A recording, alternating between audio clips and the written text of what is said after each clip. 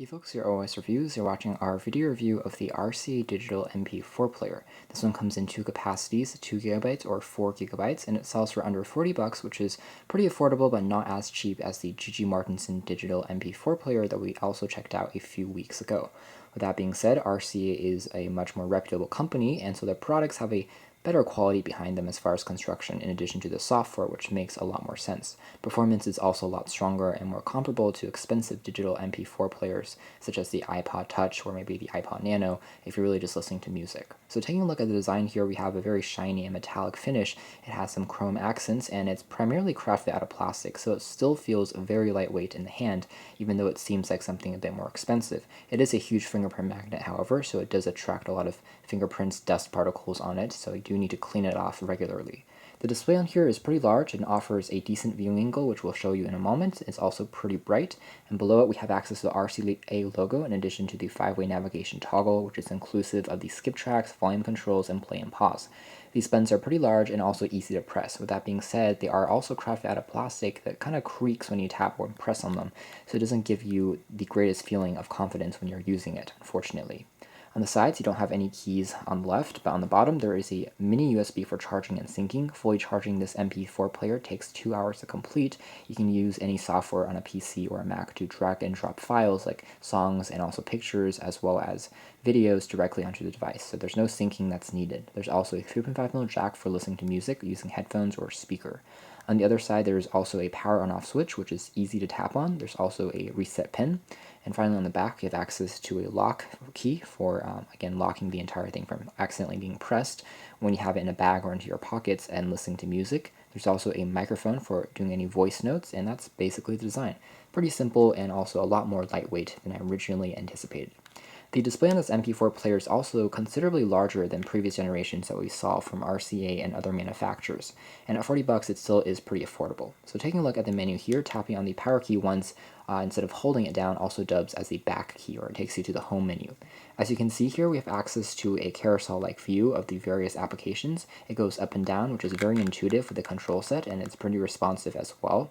There's access to a battery status indicator in the top right hand corner, and battery life is decent on this. I received roughly a week of usage with some sporadic listening in between before I needed to recharge it, and it again charges up pretty quickly. So here we have the voice memos, which allows you to listen back to your voice recordings.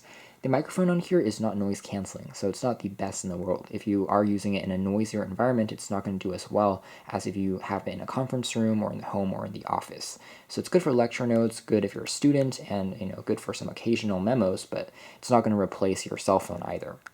Over here you have your favorites, so you can save any books that you want. There's a separate functionality for audiobooks, so you can store it in a different folder and then listen to books when you're on the go. It works decently. There's also the ability for you to listen to FM radio. If I want to tap on that to listen it, there is a built-in antenna, so you don't have to plug in headphones or a cable to use it.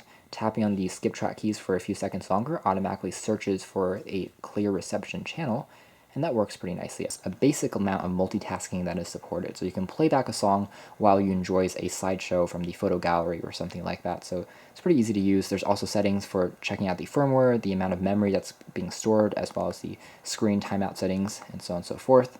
Favorites, going back here, we have the ability to play back any video files. It supports MP4 files pretty decently, and you can see here that the display does a good job of showing back your images and your videos, and the viewing angles are also pretty nice. So you can see that the frame rates are a bit sluggish, however the resolution is decent. So you can definitely enjoy a few flicks on here if you are on the go, or maybe purchasing this for a child. They can definitely enjoy maybe a few episodes of a TV show on this particular MP4 player. You can see the text though is a little bit blurry, but that's just one limitation that we found. Going to the next feature here is just the photo gallery. If I tap on there, you can check out a few sample clips. And over here we have the images loaded. You can see that the time to load an image is definitely about, I would say, half a second. It then flashes through them, but the actual resolution of the images are pretty good, and the color on the display is decent as well. The processor, is a lot faster than the G.G. Martinson MP4 player that we saw, where the images had to take 2 to 3 seconds to fully load. So this is another improvement as far as that's concerned.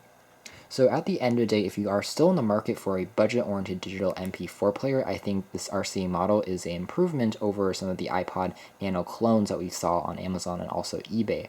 The quality of the control set is a little bit finicky. It could be better. However, the UI is much more intuitive and the feature sets is stronger as well. The only limitation I would say, I would like to see a micro SD card slot for expanding the memory and also maybe a stronger battery life, but overall it does a decent job. To learn more information about this digital MP4 player, be sure to read our full written review. This has been our video. Thanks for watching Cure OS Reviews.